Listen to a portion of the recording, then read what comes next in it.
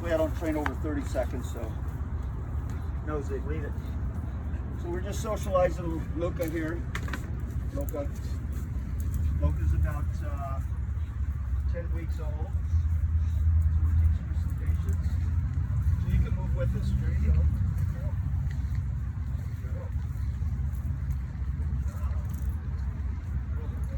That's good. She's not showing any fear. She wants to meet him, right? Okay, we'll stop now. Meet him a bit. Good girl. So you see how she lays down, gives that play bow, right? She gives that submissive posture. Good girl. Yeah. Aww. No, no,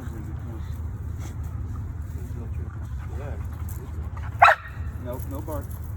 Good job, guys. Yeah, so this gives her a chance. This is how you socialize them. It teaches them. And if they were going to play, you would supervise the play. Let them play on leash. Make sure the leashes don't get tangled. And then make sure they're compatible to play with. If one dog starts to bully, then you reset them. You give them a little correction and back off, right? Then they learn how to play with each other.